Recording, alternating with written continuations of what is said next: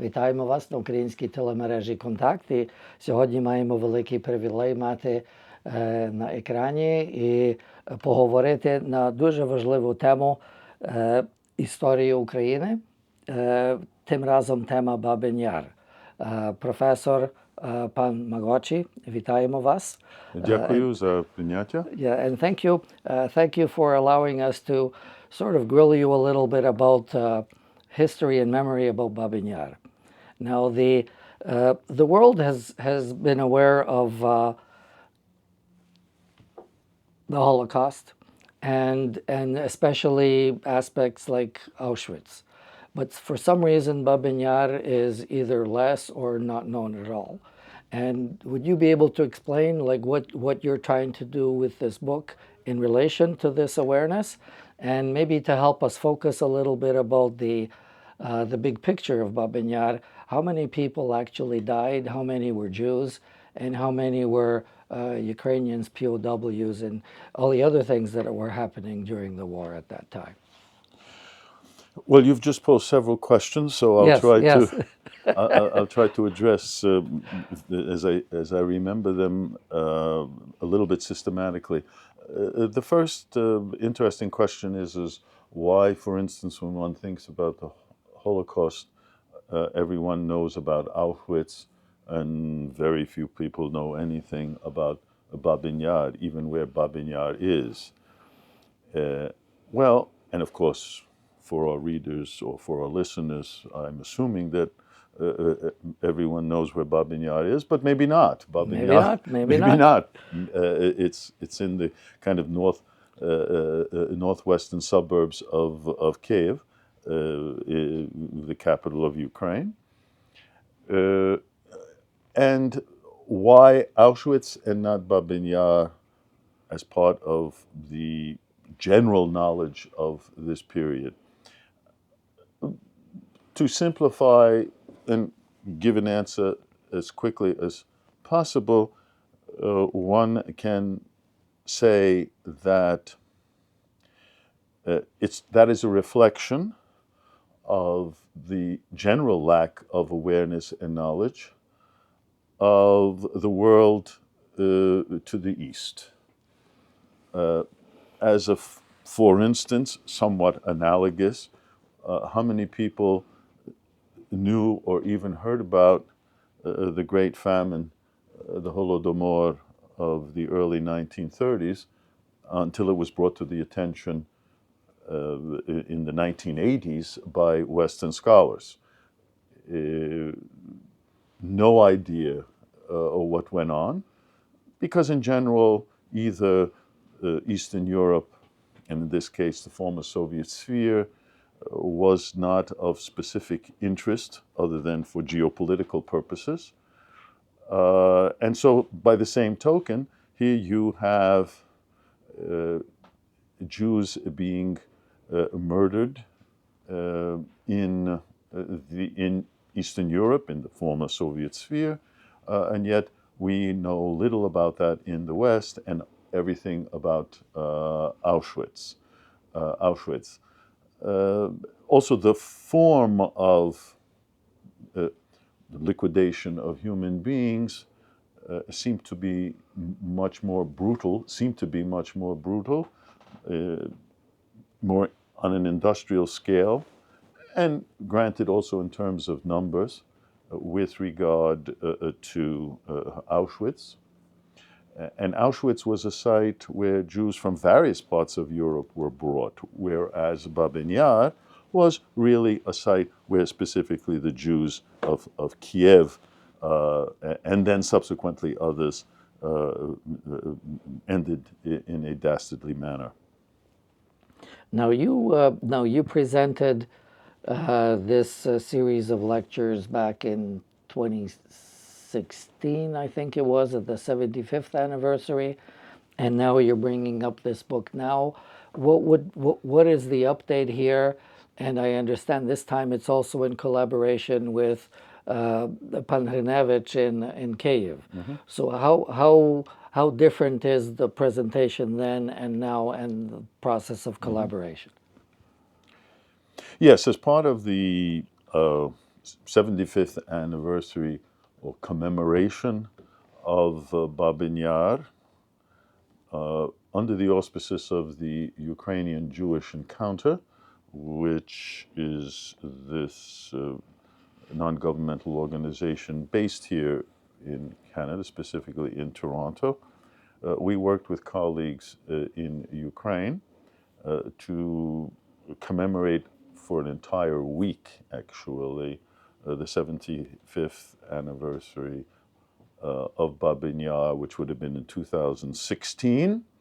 And as part of that actually major commemoration, week-long, various kinds of events, in preparation for that, we had commissioned, together with a colleague from Kiev, a specialist on 20th century history and in particular World War II, that is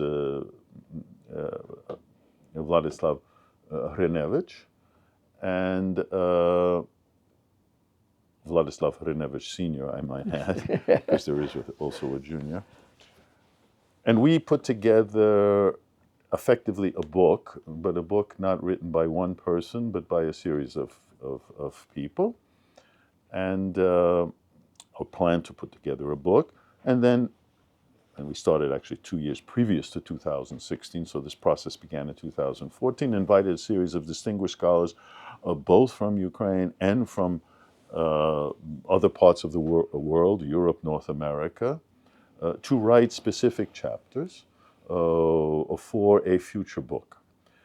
And I might add that this planned book was done in a manner that would look at Babyn Yar as in the total picture and not simply focus on the well-known or now better-known 2 days in 1941, late September 1941, when the Germans managed to kill over those 2 days of period close to 34,000 Jews. There is a section of the book that deals with that quite extensively. However, the book is basically in 3 parts. What was Babyn Yar before World War II, before the infamous September 1941 events? Geographically, what happened on that territory before? What role did it play in the history of Kiev, which is quite interesting. No one has really dealt with that. So that was one section, several essays on leading up to World War II, and then focusing on the events of World War II, those first 2 days, and then subsequent murders that took place in and around Babyn Yar during the war. And then lastly, the last portion of the book are several essays, which in many ways are the most fascinating, is that how Babyn Yar is remembered. And that's why the subtitle of this book is History and Memory. And so there are individual chapters on monuments that had been constructed or tried to be constructed, on how Babyn Yar has been depicted in art, in music, in literature, in memoirs of various kinds, and then concluding with the controversies around how to commemorate Babyn Yar, controversies which still last until the present. And the first version of those texts were published for that commemoration in 2016. But they were just the essays with some illustrations, but not with full scholarly apparatus. But we needed something to distribute to the participants in this week-long commemoration, where there are thousands of them who descended on Kiev for that. And so the first version of this, which was published both in those series of essays, published both in English and in Ukrainian for distribution those days, was the basis for then our decision to later correct things, expand, add a few more chapters, put in all the scholarly apparatus so that it could be published as a scholarly monograph, in this case by the Chair of Ukrainian Studies, distributed by the University of Toronto Press, and that's what this volume is. Okay, now, at your presentation here at University of Toronto, more or less a month ago, you coined this phrase, you called it Holocaust by bullets. And you sort of alluded to it a little bit in your earlier statement. Could you please expand on that? And, you know, it's kind of gruesome, I would say, but still important to understand the methodology of how this happened. Well, first of all, that is not a term that is coined by me. It was used by me. I don't know who coined it, but it is now used by specialists on World War II and the Holocaust, namely that there were basically two forms of, two manners in which the Nazi German authorities carried out the killing of Jews, and for that matter, in some cases, others that got swept up in the process, non-Jews. And in that sense, Auschwitz and Babyn Yar are the symbols of both of these modes of killing. Gas asphyxiation, as was used in Auschwitz, which, after an old-fashioned way, seemed to be more efficient. But in Eastern Europe and the former Soviet Union, it was actually by shooting people in the head, hurting them near a pit where they were going to be buried. And so therefore, we have one Holocaust, but two variants, one by asphyxiation and the others by bullets.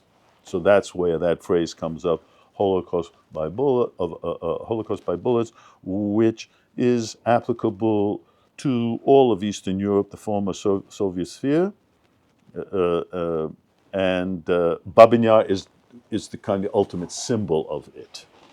Now, the last chapter in the book is the memorialization of Babyn Yar, and you mentioned, certain controversies there. Now, how would you explain to us the controversies, but also put it into the context of the war in Ukraine today, and how is all of this possibly a continuation of the endless strife on the territories of Ukraine, and specifically to the commemoration of Babyn Yar and clarifying all the historical actings in that time. There are actually, this book ends with one very long chapter by a very close collaborator on this commemoration process back in 2016, Vitaly Nachmanovich, a Kievan scholar of Jewish background. And his long chapter actually traces in some detail the history of trying to memorialize the events of Babyn Yar, and he begins, for all intents and purposes, in the 1950s and brings it up to the 2016 commemoration. That 2016 commemoration then sparked a new initiative. Largely the initiative came from the Ukrainian Jewish Encounter and our commemoration, including an international competition for a landscape design as to how Babyn Yar should be reconfigured, the territory, transformed into a necropolis, a sacred place.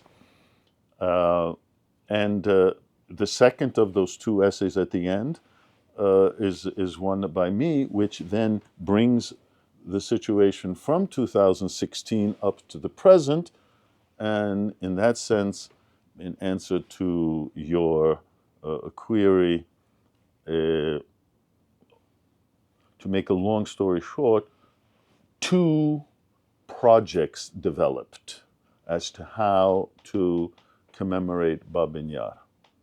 One project was derived from the 2016 commemoration, and it was under the sponsorship, at the request of the president at the time, Poroshenko, the Institute of Ukrainian History of the Ukrainian Academy of Sciences, where they engaged a wide range of people, both within Ukraine and outside Ukraine, to put together a proposal for a commemoration, which included a landscape design for the territory as well as two museums.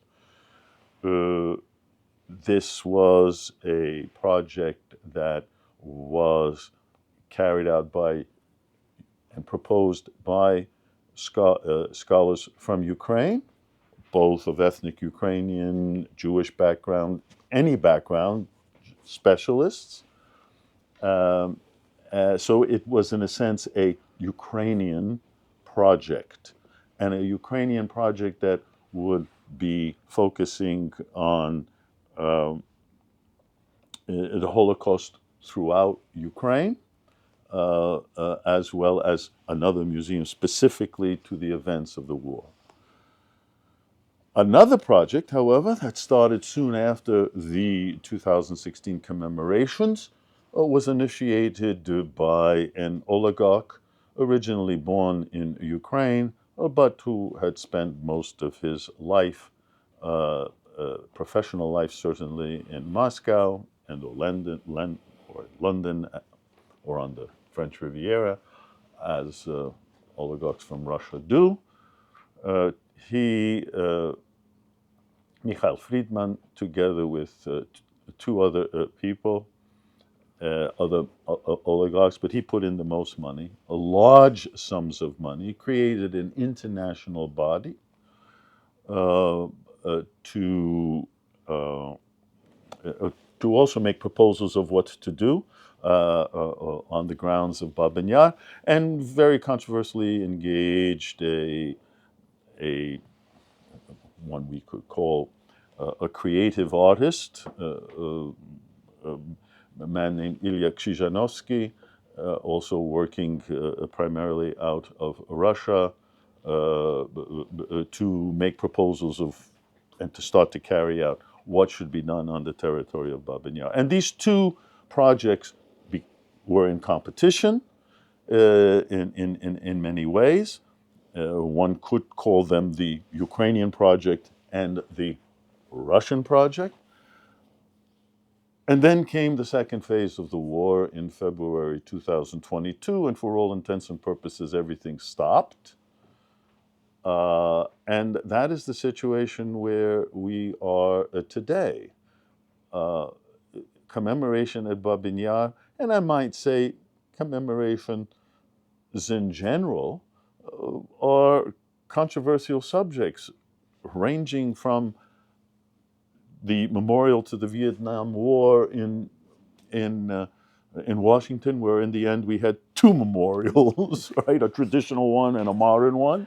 The whole controversy around what to do with the World Trade Centers, and every country actually faces the same thing. So why should Ukraine be any different than any other country in the world?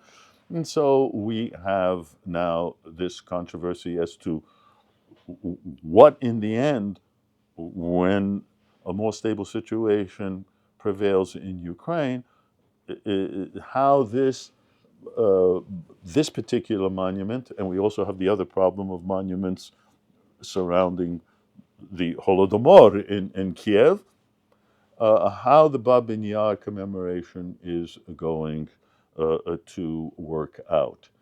Now, of course, what we have discovered since the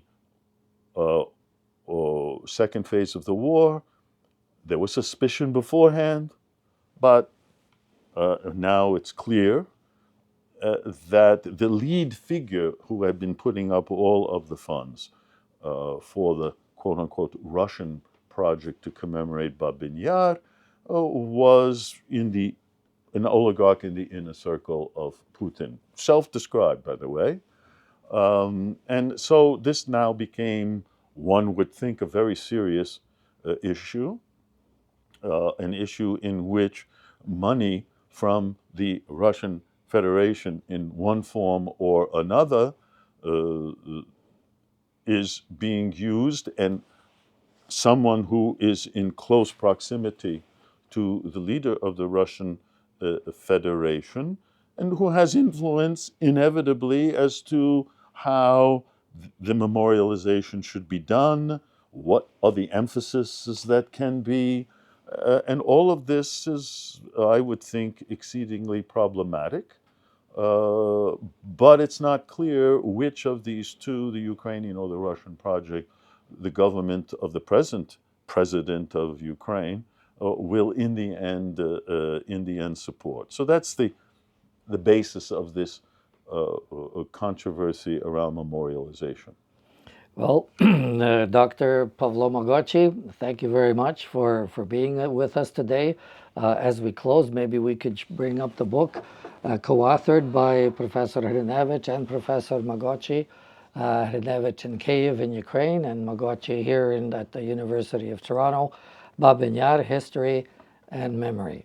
І, дорогі глядачі, дуже дякуємо і професору Гриневичу, і професору Магочі за участь сьогодні. І вертаємося до нашої передачі відразу після наступних реклам. Thank you very much. Дякую за розмову. Всього доброго. Дякую. Дуже дякую.